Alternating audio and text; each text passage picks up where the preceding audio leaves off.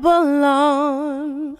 Yeah, we sat down and we cried when we remembered Jerusalem. We were sick, Lord, near to dying. Oh,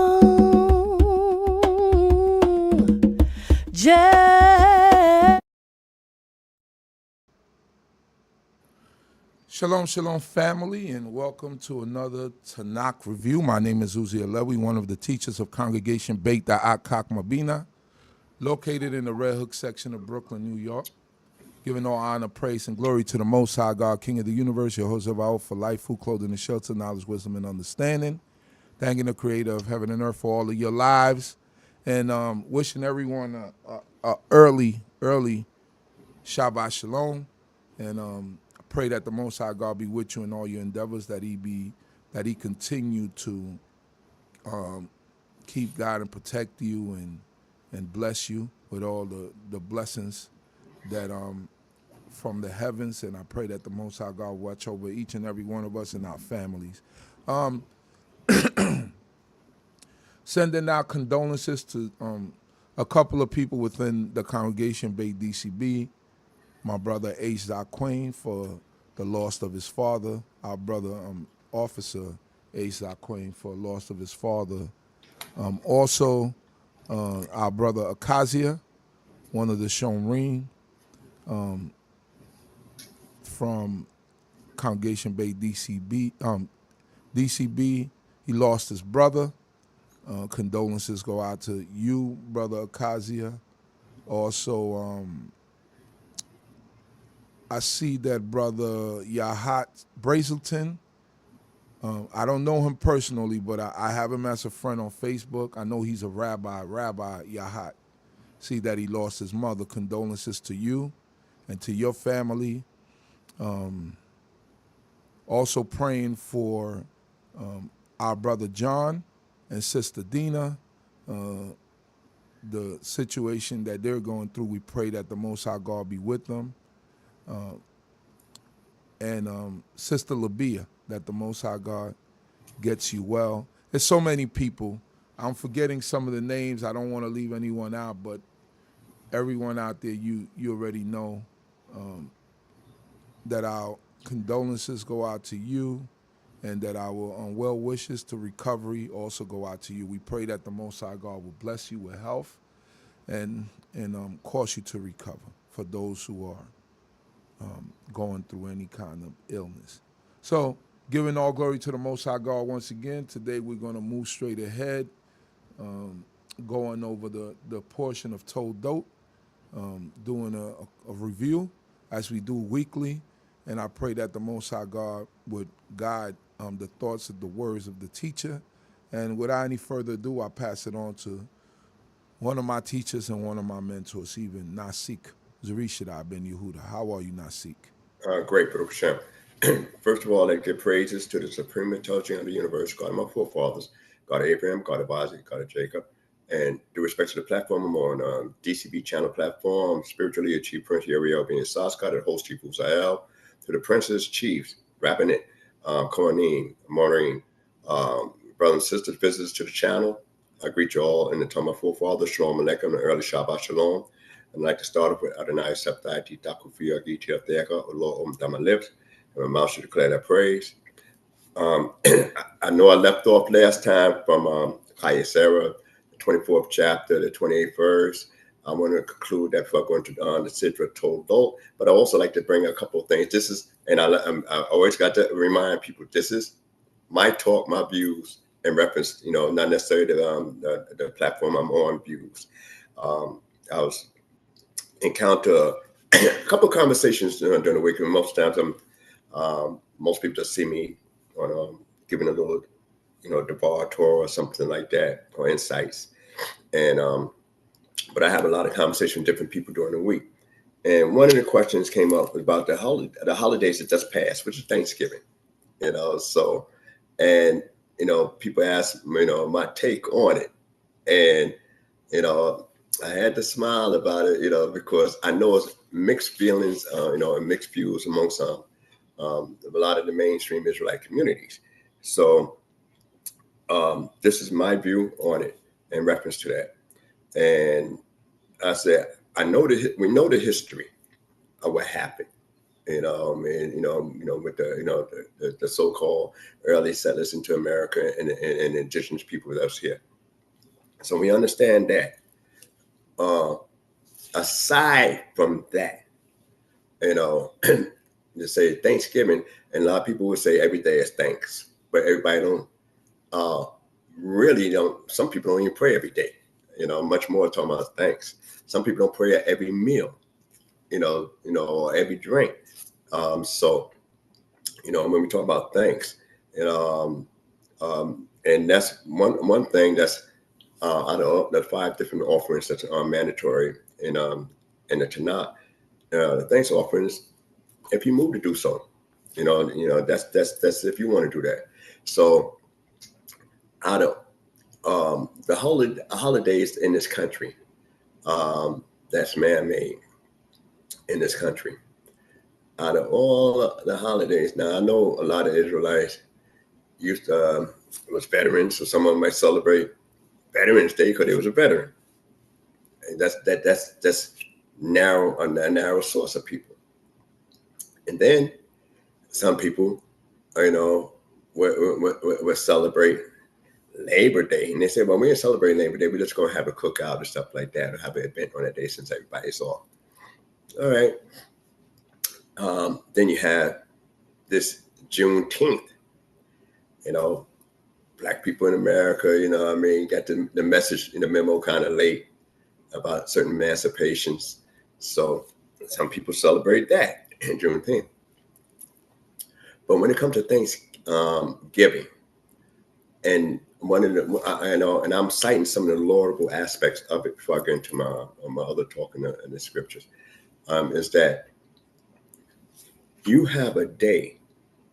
It's the most traveled holiday out of all the secular holidays that this country has, and the most celebrated across religious boards than any other holiday that's celebrated in participation. But one of the laudable things is that this is when people that do have that, they have the cooking. They invite everybody in from different family members. Some people just house hop from house to house for that meal, but they have the cooking. They lay out the spread at the table, and they have a lot of invites. And so they're sharing their blessings. And a real blessing is something that you could share. Not something that just only for you, but a real blessing is something that you could share. And everybody comes out to the house and they sit around the table and everybody going to eat at one time. Most people in the family don't eat at one time these days, but everybody sits at the table at one time in their little spot with their food. Some hold hands, some may not hold hands. And then they say, we're going to say grace. That's a normal term they use. They're going to say grace over the food and give thanks to a higher power. Now, we're not asking, this guy may pray to here, this guy may pray to that, whatever the case is. It's just that the higher humanitarian about it is that everybody is there to eat. It could be whether a kosher meal or an unkosher meal, but anyway, everybody's there to eat. And that's what I'm focused on. They're there to eat. They invite other people, not only relatives, but outsiders as well. And then they all pray to a higher power, saying that this is not by my might. I got to thank somebody higher and more laudable than myself. So when you have that kind of thing about that type of humanitarian where you open up your doors, you're feeding food, everybody's saying thanks at the same time around the world, then it'd be almost reminiscent at the last days when people are going to know God, know him, the God of Abraham, Isaac, and Jacob, know him to be one. And one of the things is they don't care what your religion is when you come to the table. They don't care what you do all week long when you come to the table. And no other time in the whole year that a major place, like a country and around the world, that they have people come in and say, well, look, just get a drink. If you don't want to eat the food, take something to go home. You never find that kind of hospitality no other day, and that kind of invite no other day of the year, which is a godly thing to be able to invite somebody in. We read about a lot, inviting people and Abraham entertaining people. But to be able to say thanks and everybody unified to say thanks on that day, whether the good, the bad, the ugly, they all show up at the doors with stuff going on. So I'm saying we're not looking at the history of why it started. We're looking at the actual laudability, what is lawful, what is laudable about that particular day. That everybody come in, I'm inviting you in. You could invite, and you're invited. If I overlook you in the invitation, you just knock at the door. I guess who's coming to dinner? You just knock at the door. There's plenty of food. What made me think about talk about it yesterday when I was going back to the synagogue yesterday to finish out the services. My neighbor called me over, and he said, Prince, I want to know that, did you go anywhere for Thanksgiving? And this is just, you always see this at the end of the week, but I'm saying, yes, it was during the Shabbat, I'm on my way back to the service, and he said, I want to know, but you went anywhere to dinner? And I said, I was good. I'm good. I had plenty of food and stuff like that. He said, because he said, I got so many families, man. So my wife and they all just went over, to and my kids went over to my other kid's house for dinner, and then we went back to this house. But we got plenty of food here. If you need some, we got plenty of food. Now, this is 2 days after that day, and I said, I really appreciate it. And this is my next door neighbor. He just see me coming and going. He said, but you sure you're all right? I said, yeah, I'm all right. I'm good. I can't eat his food anyway, but nevertheless, it was that kind act that he had, that he was concerned about me. And all they do is see me coming and going. We speak, we say a few words and stuff like that. But you see me coming and going, see me dressed strange one day and sweatsuit the other day. But he was just that concerned. If I'm out of town, I wonder what happened, man. I didn't see you coming in and out. So that's what I'm saying about the laudable, humane thing about that particular day. So enough said on that day, but I just wanted to bring out, if you're going to have relatives in your family, they might say, okay, look, I know you ain't going to eat this. I know you can't eat that, but at least come by and meet the rest of the family, something like that. That you can put on better than Memorial Day, Labor Day, all them other days, that on the secular calendar. Because all them other days don't have that grandiose invite and that grandiose reverence for a higher power in that day. I hate to have to do this, Prince, but that's all right. I just wanted to say, I know that you did point out that this was your opinion, so you always do that when it gets into a point of this type of like things that might be controversial. So and we appreciate that. But I think that Thanksgiving overall, although technically it's not a religious holiday, just like you mentioned, the other days, the Veterans Day, there's a cost behind Veterans Day. Juneteenth, Black people as a whole I could see why they would celebrate that. But when we're talking about Thanksgiving, we're talking about actually a tradition that came from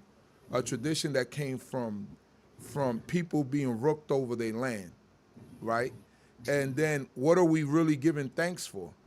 So my opinion is, instead of going to a family's home during this holiday that really has nothing to do with us, why don't we invite our family members over? We can have the same turkey, we can have the same food minus ham, at Sukkot. We have another festival. We got Pesach. Why don't we invite our families over during that time and introduce them to that, rather to take them back to that tradition that really has nothing to do with our culture or with our tradition. I just feel like saying it's okay to go to a Thanksgiving meal with food that you might have gotten there late and they prayed over the food, and it might have been prayed over by in the name of a different deity, and then you're caught up in that in that whole scene, right? So I mean, my opinion is that I don't believe that we should be going to our families during Thanksgiving, because I think that it breaks away with the Tanakh, where it speaks about follow not the ways of the heathen, in terms of, that gets iffy, because you're talking about food, you're talking about praying over food. It's a little bit different than Labor Day and or Juneteenth or anything of that man. It's a little bit. I think that's borderline, where you might fall into a little bit of idolatry, if in terms of idolatry, meaning in terms of the praying over the food and doing things of that nature and being around your family during a time when, I get it, you could gather together with family, but I don't get it in terms of the history of that day and what is being, what is the origins of that day and what is being celebrated. I mean, that's my opinion on it. All right. Well, let me just retort before I go forward. So for the people out there, this is usually what we do. So you just seen it publicly now. All right. One of the things I said is laudable for everybody else. I didn't say that you, as a individual that eat kosher, might say, okay, I'm gonna have a big meal myself, a big spread myself, and I'm gonna be a host. I was focusing on the laudability of more of a universal type of humane action involved. I never said you had to visit somebody else's house. You could also act as the host in your own particular house, because most of the times for us that have don't have a lot of family in this way of life, you're gonna go there. Let me refresh this.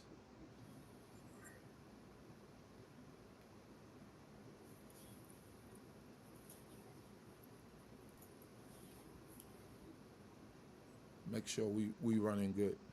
All right, we good. Go ahead. Continue your thought.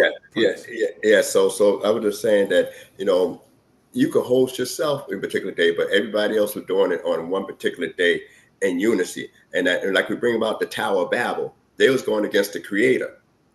But their main thing was unifying, as and avoiding and separating from one another. And so if you think about the Tower of Babel, where they was unifying, because they don't want to be separated from one another, but they're going against a higher power.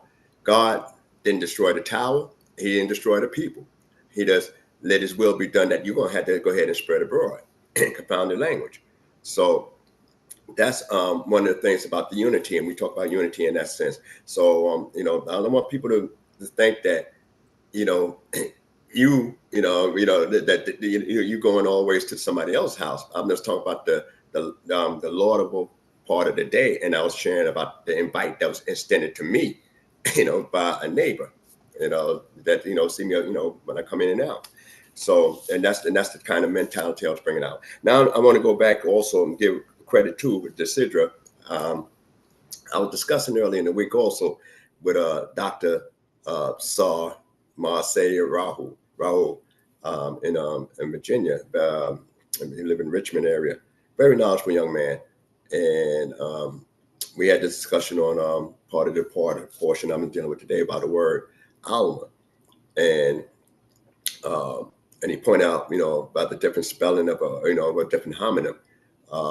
Was alma, which we're going to encounter within the book here in this particular portion. I'm going to finish out and from Kaya Sarah before I go into Toldot, is that it was spelled with aleph, and for a young woman is almanah. And that's one of the first times it's ever used in the scriptures is in the Sidra Kaya Sarah, and it's also used, in that book of Isaiah. And we had the discussion. So you corrected me on that a widow, which I, a lot of times I'm thinking about because the homonym is actually spelled with an olive, which is which with almanaz, in a sense, with olive is positive alma, which is with an ayin. All right, so and I'm thanking for that correction in the weeks going, because we were discussing different things in the scriptures. So and there's a couple of things I want to correct going forward in this particular. One more thing in this particular portion that I've been sharing for a while that happened when I look a little bit closer and I said, oh, well, that's something I didn't pay attention to before, out of many years. And so I'm gonna correct that. That's why we always had the saying that we never graduate from Genesis. You might drop out, but you never graduate, because you're always going to pick up some deeper insights. So once again, thanks to Dr. Marcella Raul in Virginia. So I'm going to go back to the 24th chapter of Genesis. I'm just going to read a few things. I'm not going to read the whole thing. But one of the things we find in this particular portion, before I go into Toldot and speak about that, is that you have one of the longest expression or acts of love being expressed throughout the whole throughout any part of the scripture, and a commitment that's being made.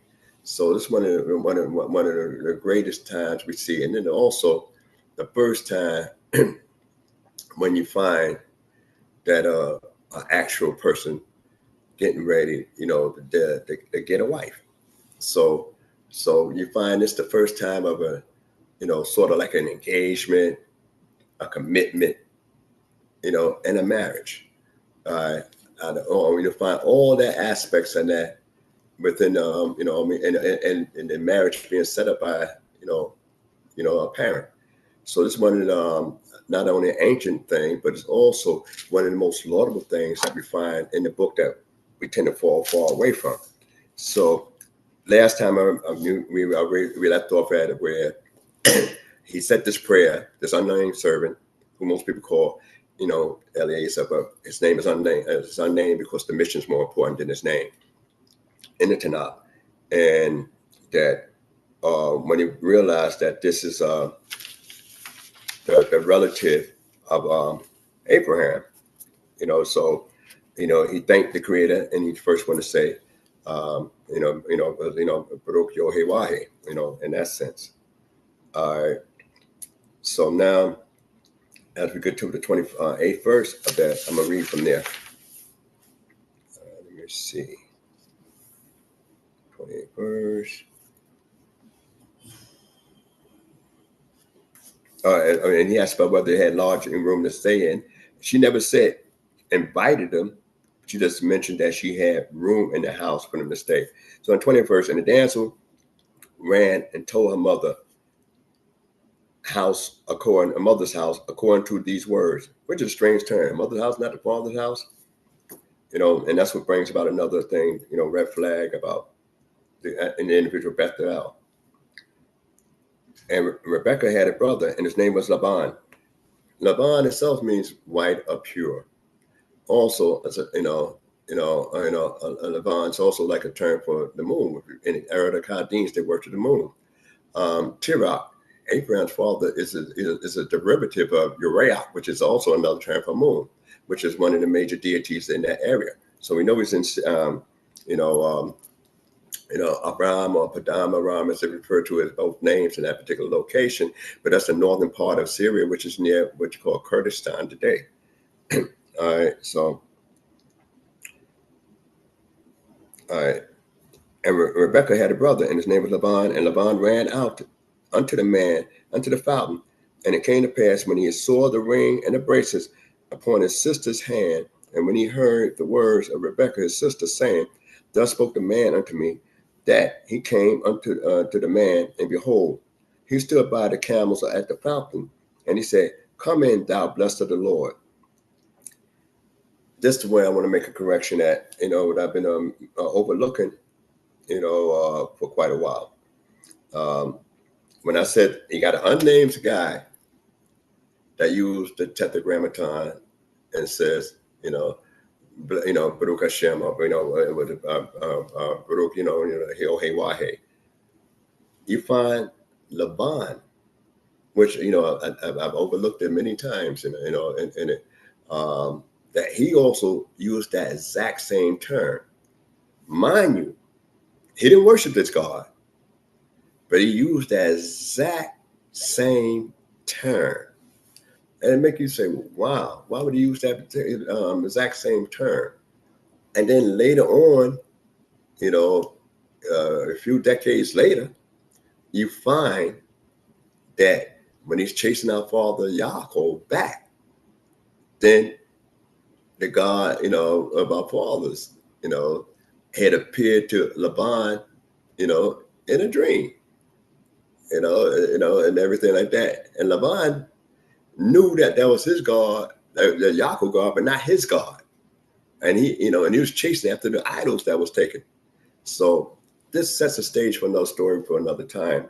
But just bear that in mind, that he used the term that most likely, when Rebecca told him the story, well, I heard the guy said it, whatever the case is, this is a mystery here, but he used that same term, Baruch Yehudah YAH. So where I used to always say, Yithro was the second one to use it. Actually, you find here in this particular portion here in Genesis that the unnamed servant, and then you get a name with Laban using it, and then later on you find Yithro, who actually accepted and sacrificed to the same God. All right. So I just want to point those out going forward. And I always say any mistakes been my own, so I try to correct them if I run across them from time. And then after that, find out. All right. And it says, thus spoke the man unto me that came to me. Okay.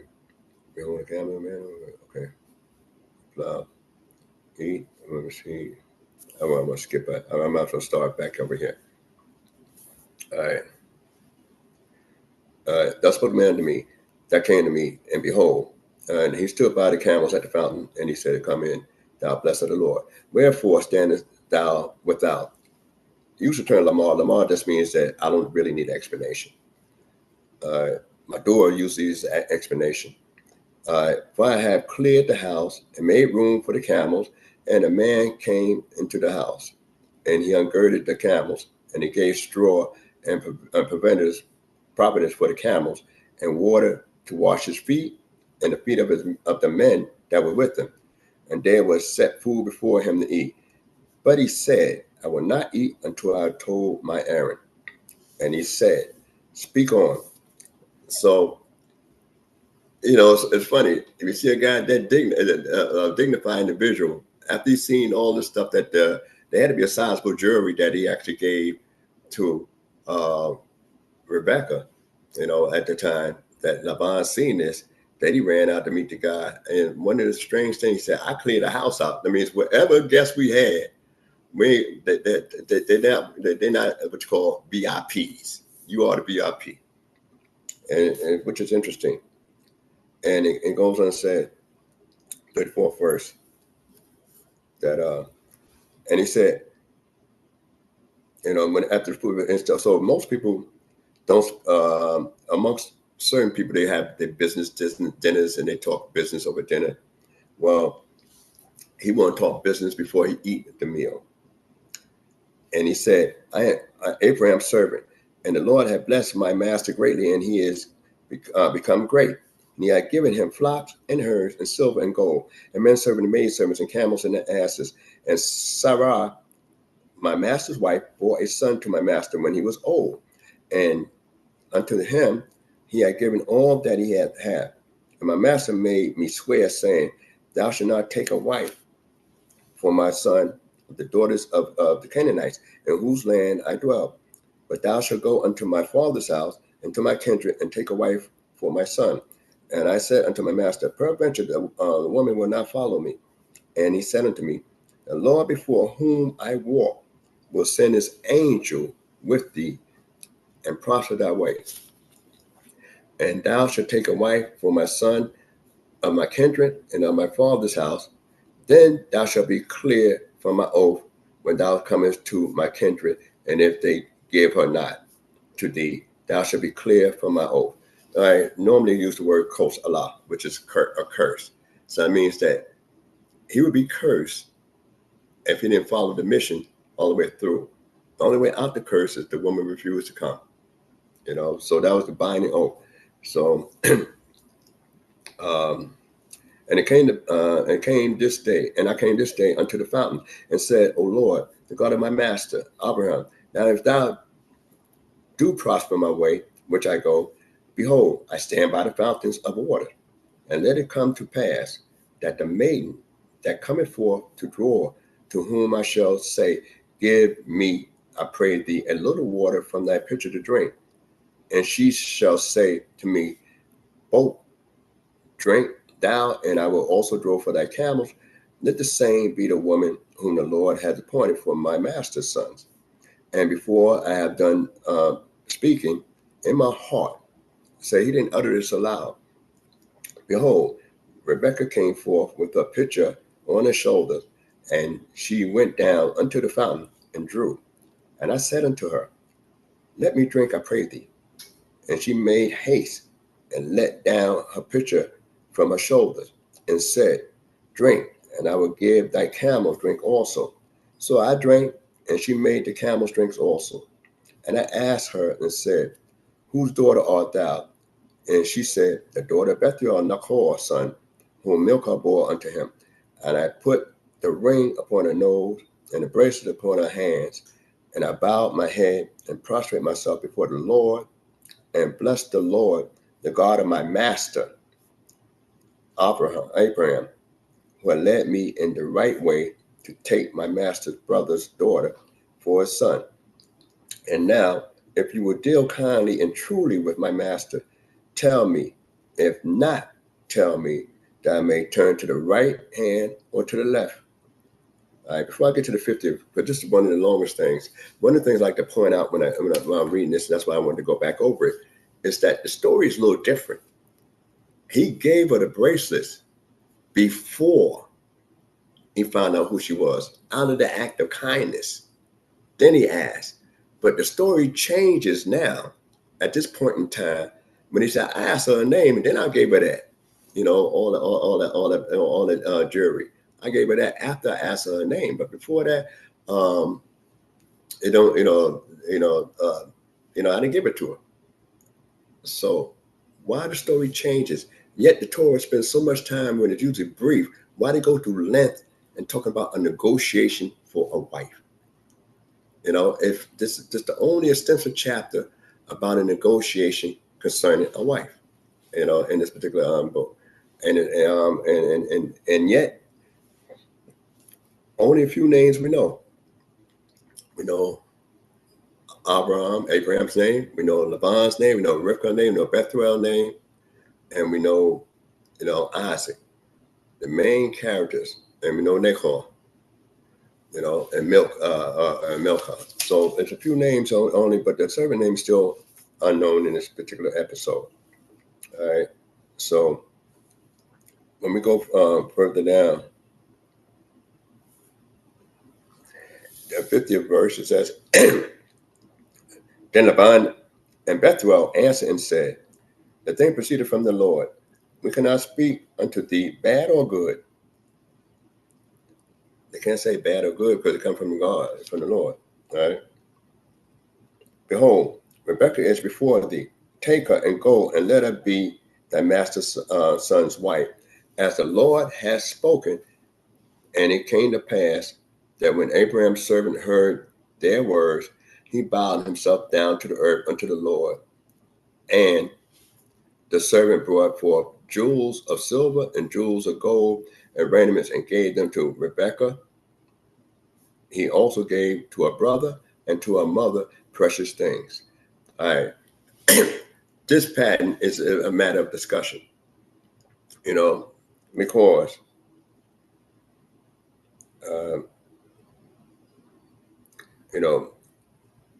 you got to look at the subtlety of the words that's used here. And that's one of the things about the subtleties of the words used here, and then which we'll find later on, as you go through the story. But I'm not going to focus that much on it. I just figure you discuss the subtleties of the words here and see what you can pick up with your various teachers. All right. So after he gave those precious things, they did eat and drink, and he and the men that were with him, and tarried all night, and they rose up in the morning, and he said, "Send me away unto my master." And her brother and her mother said, "Let the damsel abide with us a few days, at the least 10. After that, she shall go." So in the English, it would say, like a few days, but they say for days, usually about a year they're looking at more so. And then at the minimum, 10 days. All right, so the number 10 come in at. But that's a particular custom, so. And he said unto them, "Delay me not, seeing the Lord had prospered my way and sent me away, that I may go to my master." And they said, "We will call the damsel and inquire at her mouth." And they called Rebekah and said unto her, "Wilt thou go with this man?" And she said, "I will go." And they sent away Rebekah their sister and her nurse and Abraham's servant and his men. And they blessed Rebekah and said unto her, "Our sister, be thou the mother of thousands of 10,000s, and let thy seed possess the gates of those that hate them." All right. This blessing here, the bottom part of the blessing, is something that was said with Abraham at the, after the binding of Isaac. All right. This is part of the blessing that, was blessed upon Abraham at that particular time. All right. So she received that same kind of blessing at that time, concerning that, which is unique coming from the family. All right. And in the 61st verse, and Rebekah rose and her damsels, and they rode upon the camels and followed the man. And the servant took Rebekah and went his way. So now, one of the things is that women had a certain type of freedom to say, "Do you want to get married?" Though it was a proposal there, he said she could be his wife. But now they finally say, "Look, since you want to take her so quickly, we got to find out, does she really want to be your wife?" Now, mind you, the guy gave the family gifts when they said, let her be the wife of the master. But they wanted the delay. Why? So that's something you could discuss later on. But one of the things that we find here is that when a marriage is set up, the woman got to agree. And that's one of the things you got to find out. Realize that it's not just the man say, "I want to marry the woman," but the woman got to agree. And once the woman agreed, then you committed into a relationship. But if the woman didn't agree, you're not necessarily committed into a relationship. And then this is, one of the things that, that's from antiquity. We get in a marriage like that. And it said in the 62nd verse, and Isaac came from the way of Beer Lahairo, for he dwelt in the land of the south. And Isaac went out to meditate in the field at the evening tide, and he lifted up his eyes and saw, and behold, there was a camels coming. Before I get into 64 verse, they use the word lasuah. Now, and a part of a derivative homonym of the sound of that in the Aramaic means to stroll. But in the Hebrew, the suah comes from the word sikah, which means to conversate, to talk. So there, so not some books would translate meditating, but if you praying to God, you thinking on what you're saying. You're praying about an event. You wonder what was on his mind at the time, at that part of the day. It says time of the evening tide. So that means the day is basically coming to an end, coming to a close. So when we think about all that setting there, you say, well, okay, it's most of the day is spent. And this event, Rivka, is actually approaching at this time, Rebecca. Rebecca lifted up her eyes, and when she saw Isaac, she alighted from the camel, and she said unto the servant, What man is this that walketh in the field to meet us? And the servant said, It is my master. And she took her veil and covered herself. And the servant told Isaac all the things that he had done. And Isaac brought her to his mother's tent. And Sarah brought her to his mother Sarah's tent, and took Rebekah, and she became his wife, and he loved her, and Isaac was comforted for his mother. All right. I'm gonna stop there. Pretty much in the, we know Abraham dies in this particular situation after getting married. But one of the things I want to just focus on before I go into the Toldot, which I know I'm gonna have to double up on that as well, is that one of the things we learn here is that we find a certain type of custom. Women, mainly, women, in ancient times, especially amongst, Israelite culture, only pretty much put on a veil as a sign of modesty when they got ready to get married. But they didn't have a veil on a regular. Second time you read about a veil, it's used only as a disguise. But she didn't have her face covered all the time when she was traveling with the servants and everybody else. But when she realized that this is the man she's supposed to marry, she's gonna show us a sign of modesty. See whether marriage is really what you're looking for. In that sense. And one of the things here about this love story here that we talk about, which out of all the patriarchs is the most romantic love story that you're gonna have. Higher than Abraham, higher than Yaakov, is the love story concerning the finding a wife for Isaac and the relationship that he had. And one of the things it says that he married her, he took her to wife, and then he loved her. A lot of people have the love up front, and then they have the marriage. With marriage, it takes a lot to say, I want to still love you. All right. With love, and you go to the marriage may not work out because, because maybe the love wasn't there. What's unique here is that out of all the patriarchs, and I just want to point this out as we go forward, because this is one of the most, enlightening stories about relationships in scriptures, is that you don't read, where the women said they loved the man. It was the man loving the woman. And you say, well, what's this all about?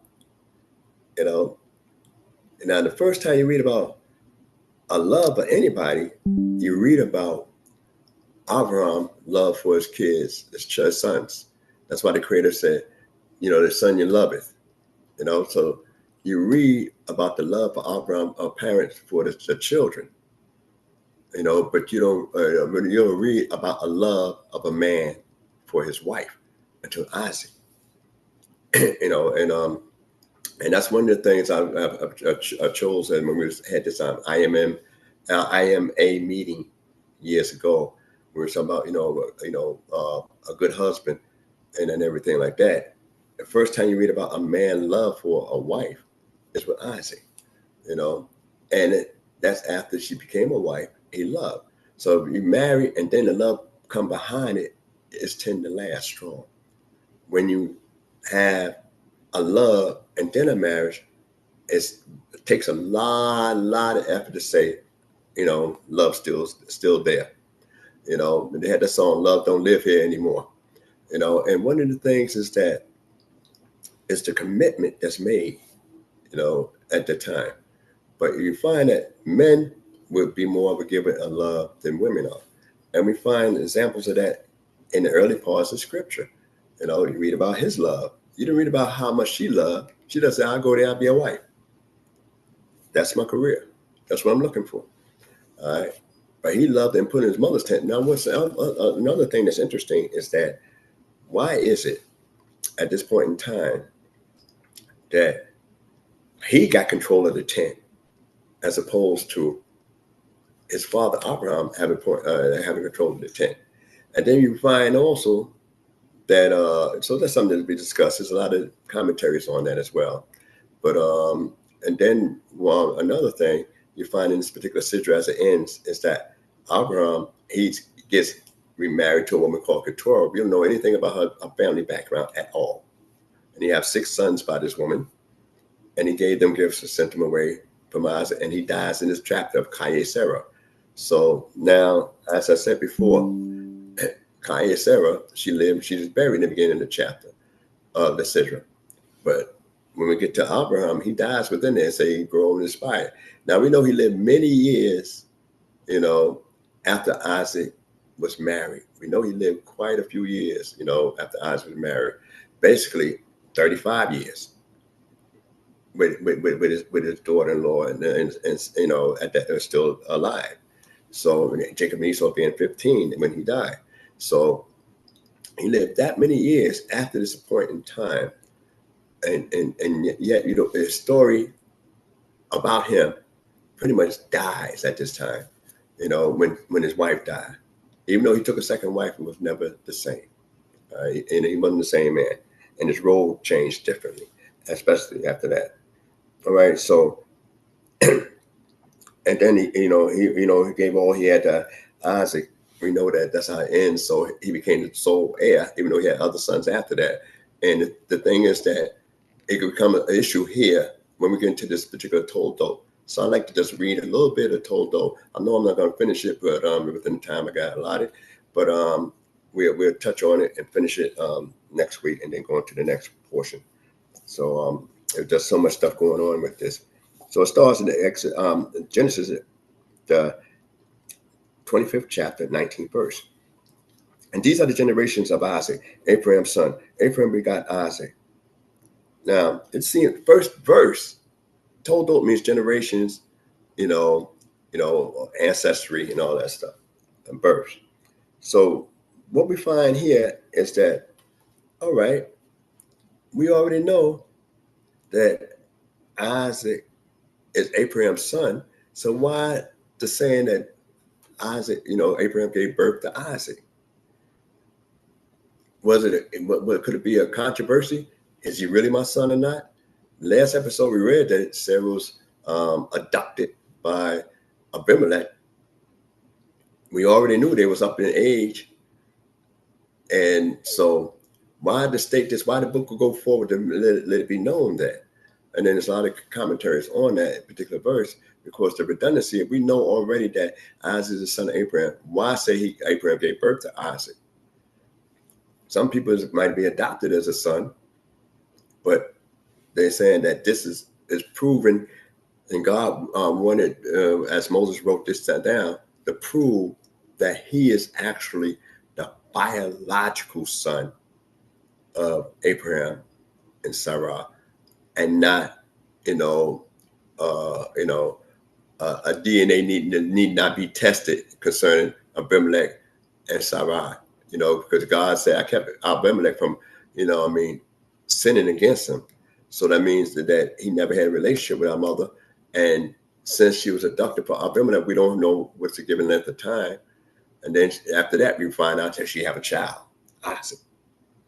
And then some 30-something years later, the same boy, is being, why would Abraham be so readily without defending himself for 3 days?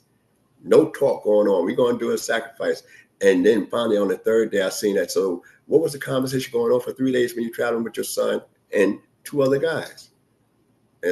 About what's this all this sacrifice about? Why we got to go over here? Why are we still trying to figure out where the spot is?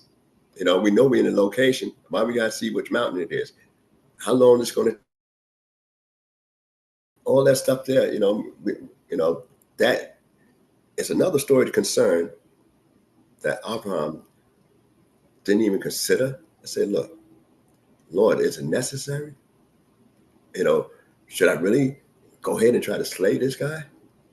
I already made moves that this don't seem too concerning my wife, But anyway, and what's even more so is that he wanted to jeopardize his wife to save his life.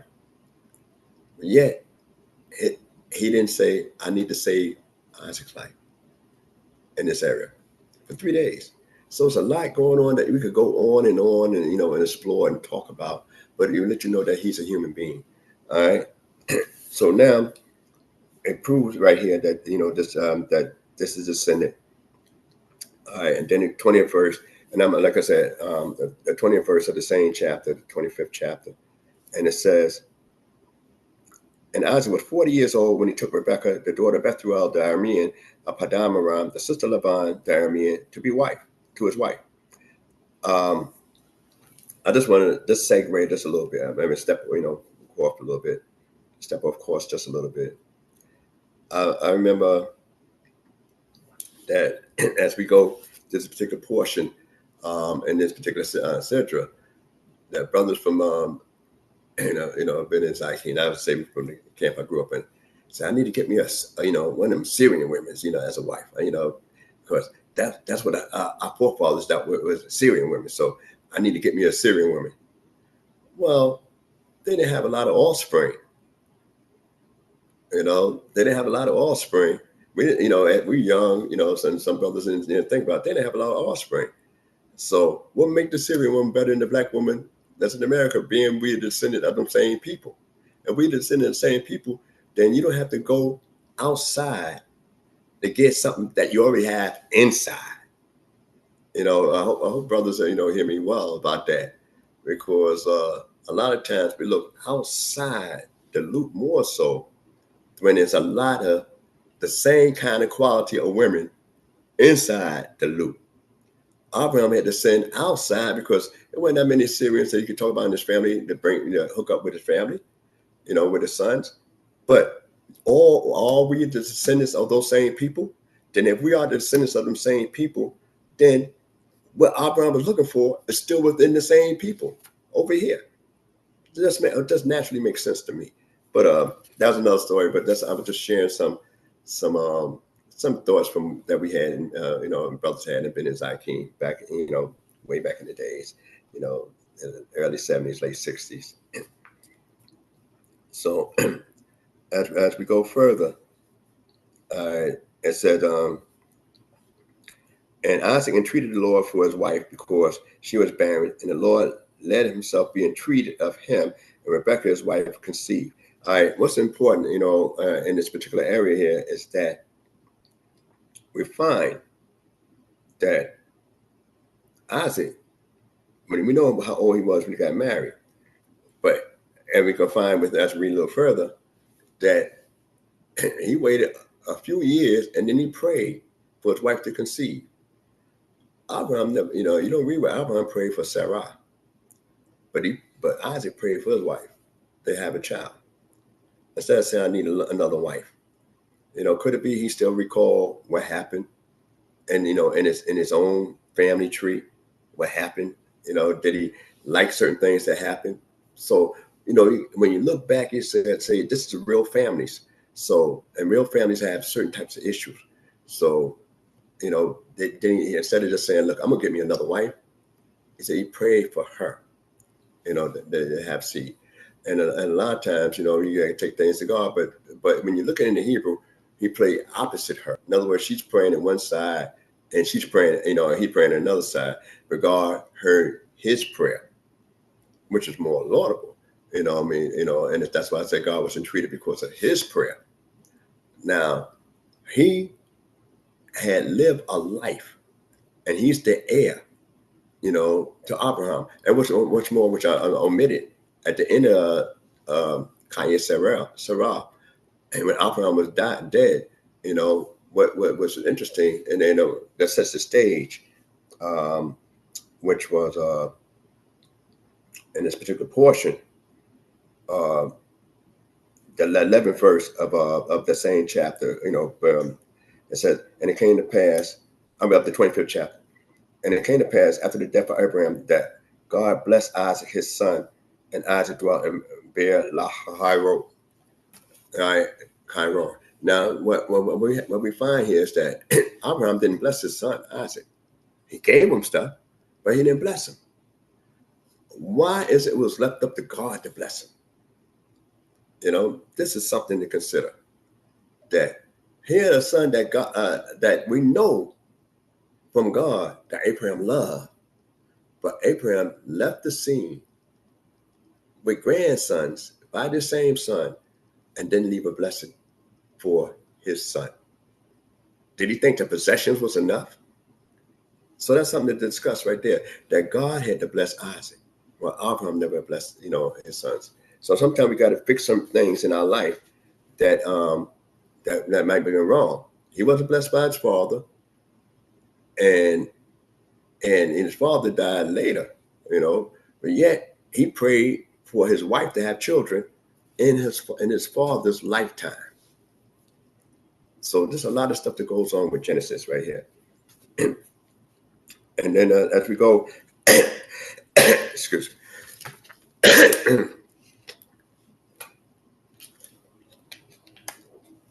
As we go further here, 22nd verse, it says, all right. And the children struggled together within her wombs. And she said, if it be so, wherefore do I live? And she went to inquire of the Lord. And the Lord said unto her, 2 nations are in thy womb, and 2 people shall be separated from thy bowels. The one people shall be stronger than the other people, and the elder shall serve the younger. All right. Now, before I get to 24th verse, which is interesting here, is that when she do get pregnant, she went to inquire of the Lord. Now, they say, well, did God speak with her directly when he only answered Isaac's prayer? Or did she consult with somebody that was close to God at that time? You can always debate it, because in the literal sense, it would say she inquired of the Lord, and the Lord spoke to her. But the thing is that, was somebody that was pretty much prominent at that time, which is, Shem, Ava, also Abraham, her father-in-law, still was alive, to be able to tell her certain things. God revealed certain things to her that way. Or some people would just say God spoke with her directly, which I find difficult to accept myself. That God spoke with her definitely directly. When when a matter like that, and from the story that goes on beyond this here, how the story plays out direct and beyond this. So, and then just finding out that you had two nations in your womb, 2 manner of people, and the kids are struggling. She wanted to get pregnant, and the kids are struggling. So she wondered why she had so much turmoil going on inside her. And when just finding out that you got 2 nations, 2 people, and the elders are strong and young, serve the younger, should that satisfy the pain? That's not like a Motrin, a Tylenol, anything like that. So how do knowing that subside the actual pain that you feel at this time? That's something to consider, because if I'm hurting, you tell me why I'm hurting. Okay. Now I got the answer why I'm hurting. How do I alleviate it? You know what I mean? So this is some of the things that we got to, consider as we go through the book. Just hearing that, this shouldn't alleviate the problem. So in any event, we're gonna move on. Y'all can discuss that further in those areas there. And it says, and when her days to be delivered were fulfilled, behold, there were twins in her wombs. And the first came forth ruddy, all over like a hairy mantle, and they called his name Esau. And after that came forth his brother, and his hand had hold on Esau's heel, and his name was called Jacob or Yaakov. And Isaac was 80 years old when she bore them. And the boys grew, and Esau was a cunning hunter, a man of the field, and Jacob was a quiet man dwelling in tents. Tom, not Uncle Tom, but Tom, which is wholehearted and simple. That's the Hebrew word for it, Tom. Tall Mem. Now Isaac loved Esau because he did eat of his venison. And Rebekah loved Yaakov. So Rebekah had the love for Yaakov, and they don't say why she had the love for him. Isaac, it gives a reason why Isaac loved Esau in that sense. Now, when they say struggle, and I spoke on it before, but I'm not going to speak on it much because I don't have much time, but I'm trying to focus on just to get to the blessing part, and that's it, and then stop. One of the things is that when you find out that twins, that's the first time also that you have, a set of twins that's being born. And then the thing about that, why would the struggle going on? There's a lot of commentaries about why the struggle going on, but most twins are born in two separate, I guess fallopian tube. I'm not a doctor, but anyway, and they happen to be a twin that's born in one fallopian tube. So if you're in the one fallopian tube, then you can say, okay, you're struggling to survive inside the womb because now it's kind of crowded. You got to eat, you got to, sustain your life. Most creatures struggle to maintain their life. Most creatures. So if a child, an embryo in the womb, and you got somebody else in the womb that's developing as well, y'all going to struggle in a tight quarters to try to survive. So when we think about the fighting, like I'm punching you out and you're punching me out. Well, sometimes you can escalate to that degree, but normally, it can happen like that. And then most people wonder, one parent had the same mother, same father, how you got two different children. And then I spoke on it before. I think a Guyanese and an Austrian, a white Austrian and a black woman, a Guyanese, I think Ghana had a child, and one was black and one was white. She had twins, and that's just recent. So you can maybe Google that up. So I want to bring out this particular area here, and talk about each one has separate love. So now you have some commentaries. I just share this with you. They would say Jacob might have been the first one developed, and then Esau was the second one to be developed, being in the same tube. And I use an example. If you had a small tube, I'm just going to share this here. I mean, y'all can discuss it further with your various teachers, what you think on it and your views on it.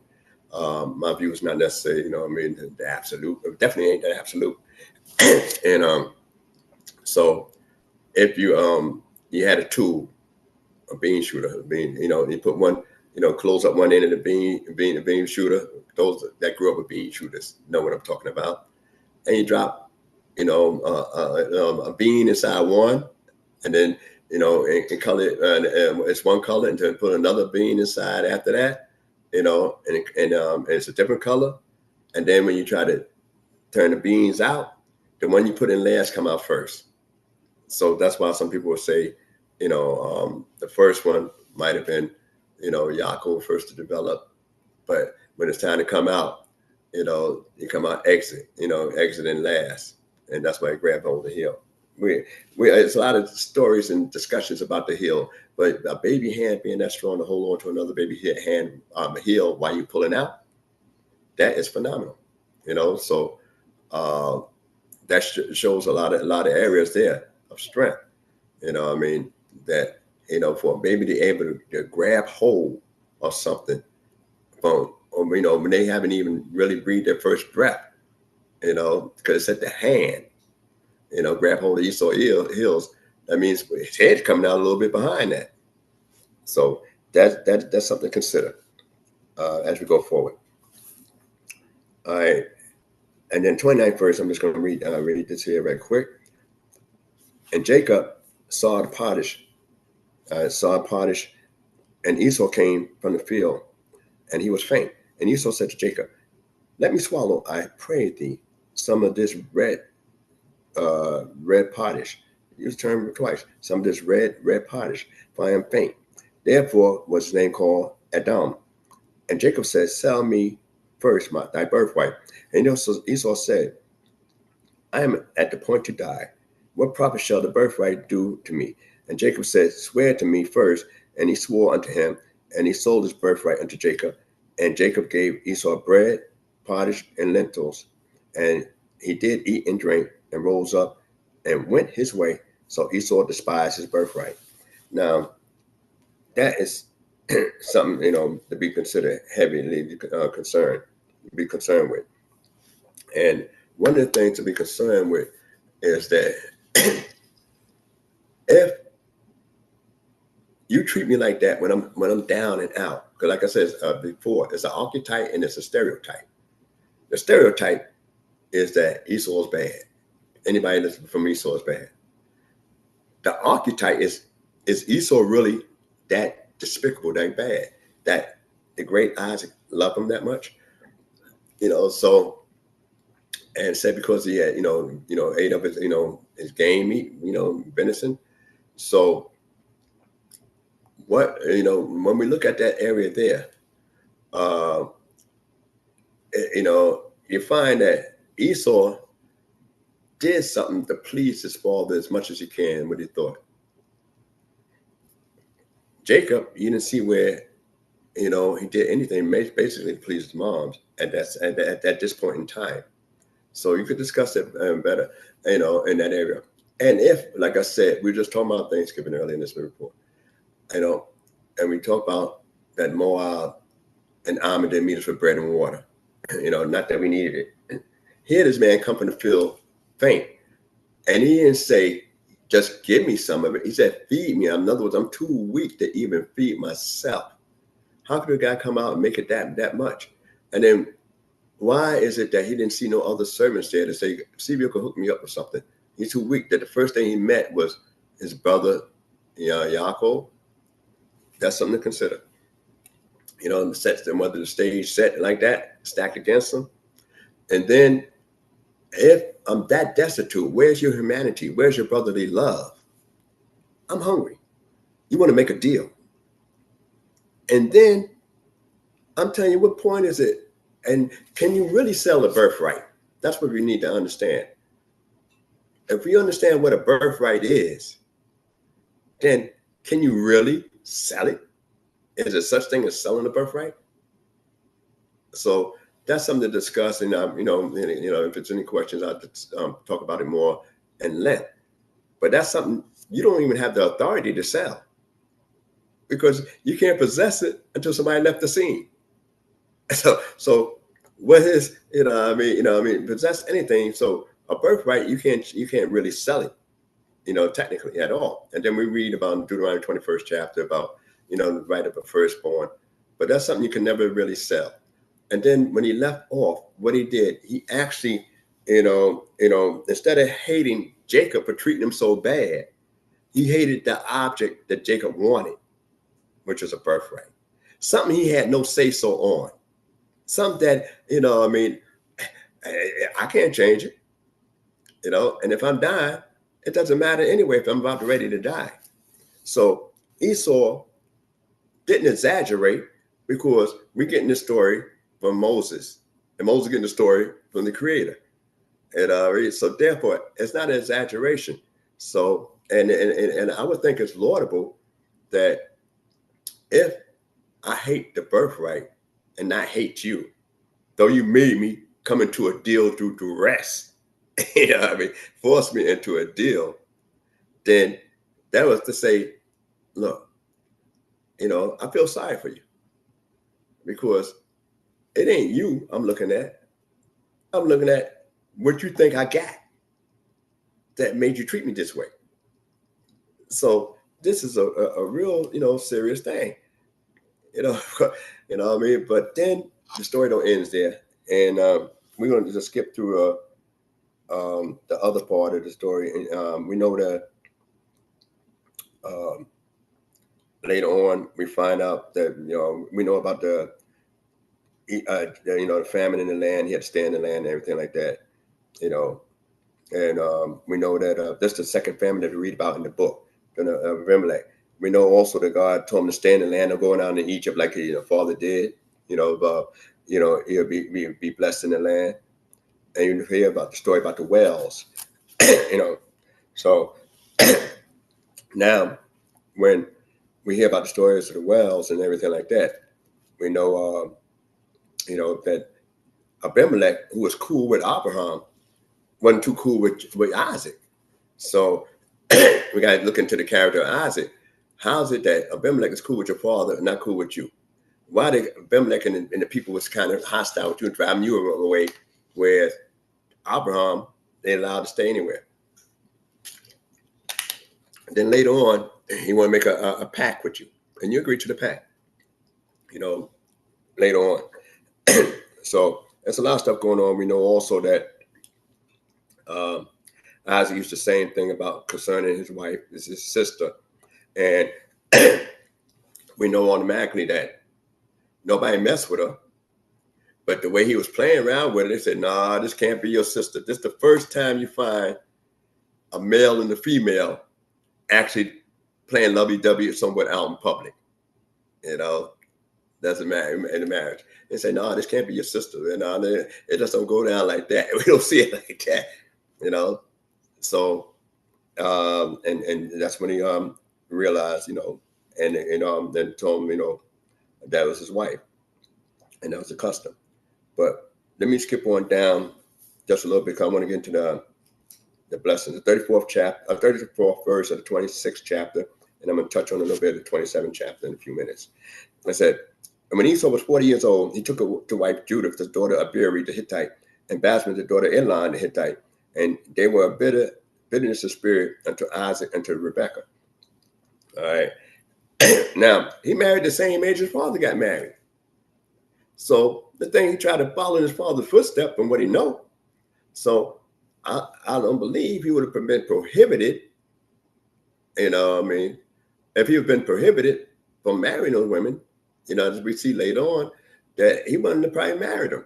But he called himself imitating the tradition of his father, just like Isaac is imitating the traditions of Abraham until God tell him don't do such and such when it came to the family.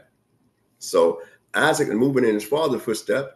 So Esau, at this point in time, regardless of what we think about him later on, this original guy is actually trying to follow somewhat his father's footsteps, and he got married at 40.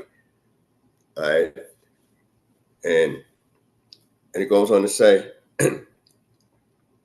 and then when they became a bitterness to their father, when he realized that, we're talking about 30-some years later, when Jacob get ready to move out, and we know that from during the information of time and ages that's given, when he did these things.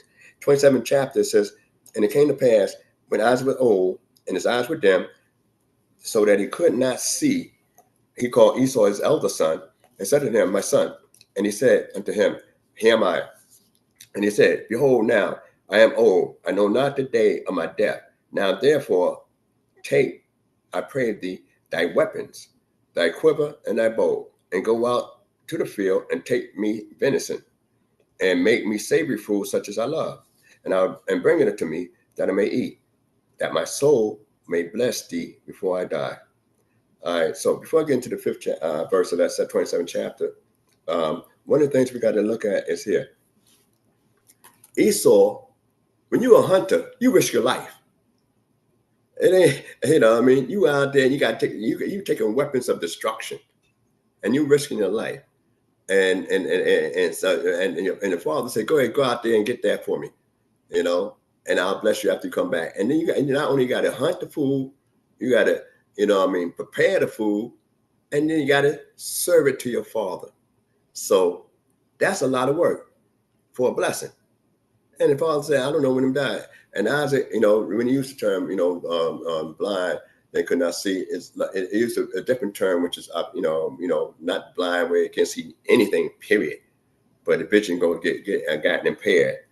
So as we get in the 5th verse, and Rebekah heard when Isaac spoken to Esau, his son, and Esau went to the field to hunt for venison, and to bring it. And Rebekah spoke unto Jacob her son, saying, Behold, I heard thy father speak unto Esau, thy brother, saying, Bring me venison, and make me savory food, that I may eat, and bless thee before the Lord, before my death. Now therefore, my son, hearken to my voice, and according to that which I command thee.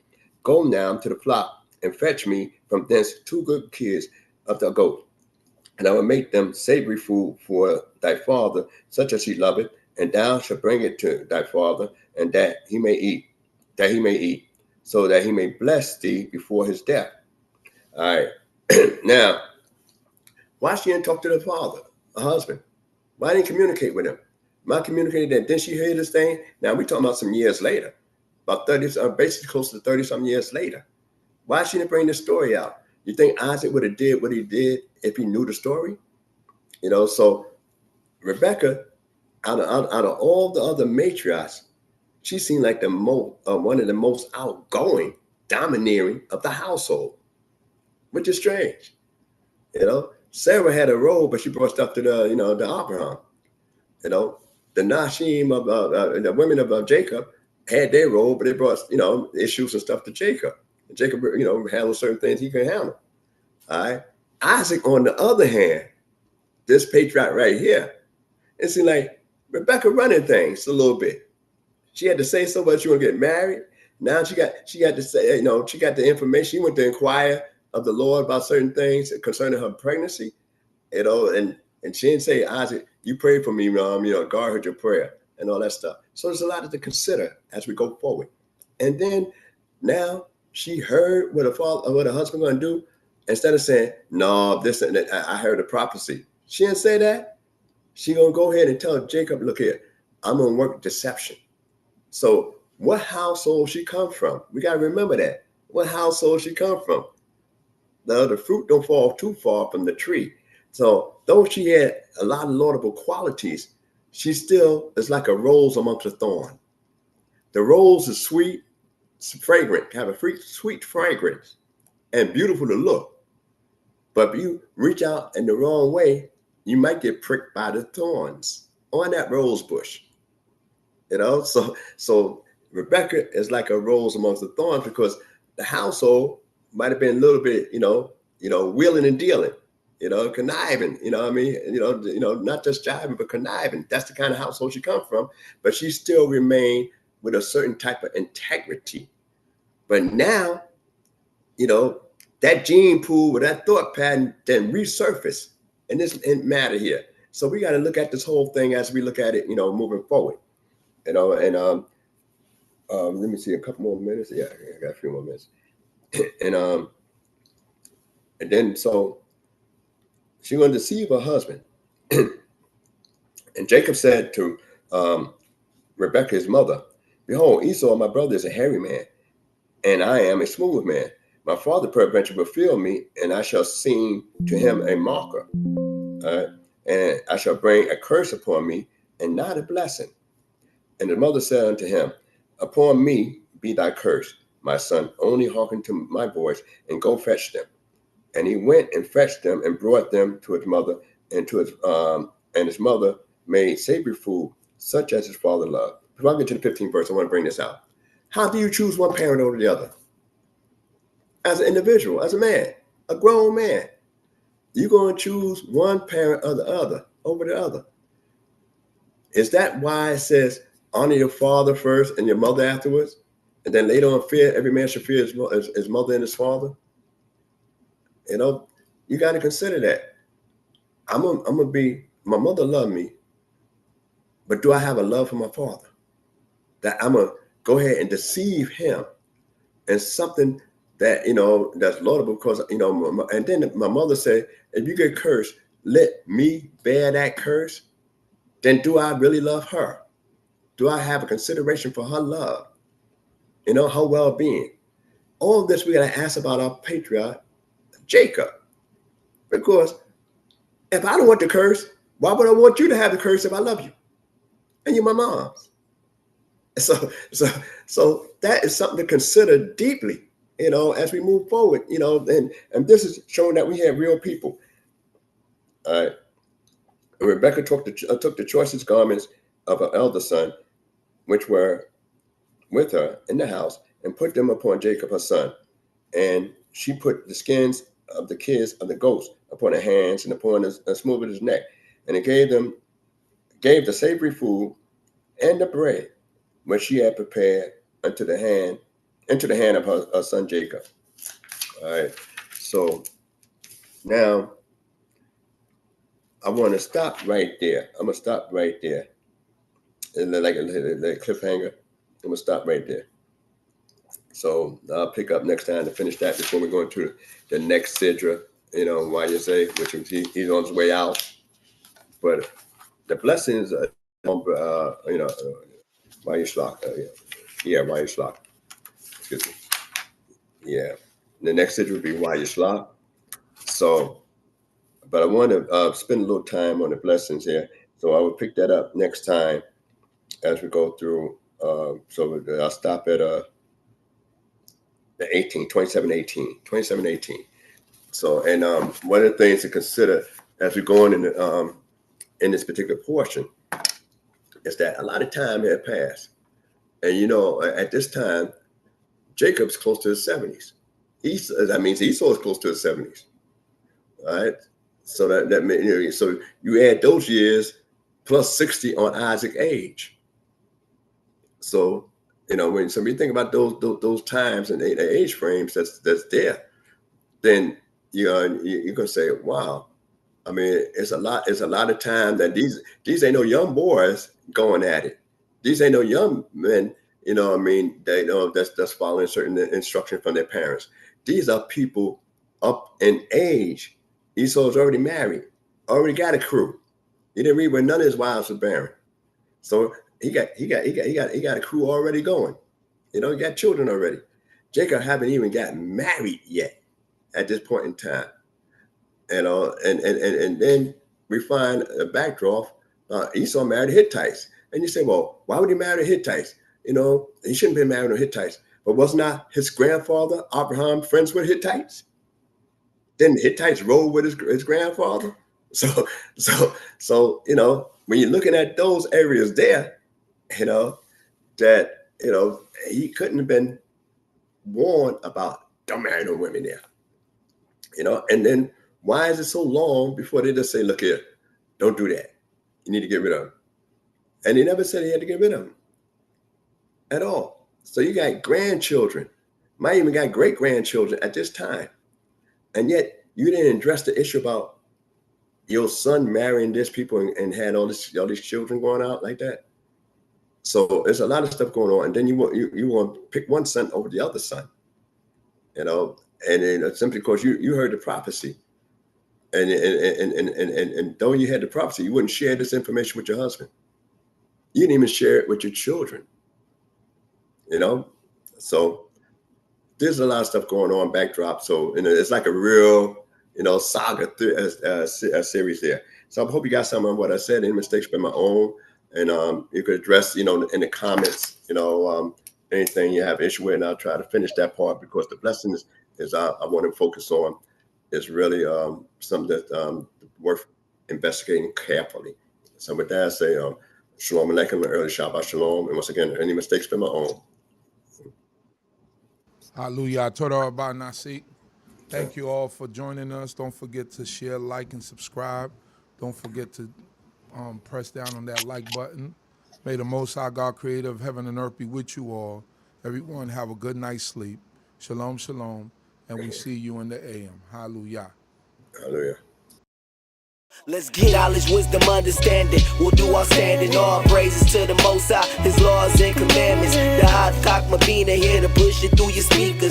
Judgment, truth, and love should be coming from the leaders. Yeah, knowledge, wisdom, understanding. We'll do our standing. All praises to the Most High, His laws and commandments. The hot CHOKMAH BINAH here to push it through your speakers. Judgment, truth, and love should be coming from the leaders. Yeah.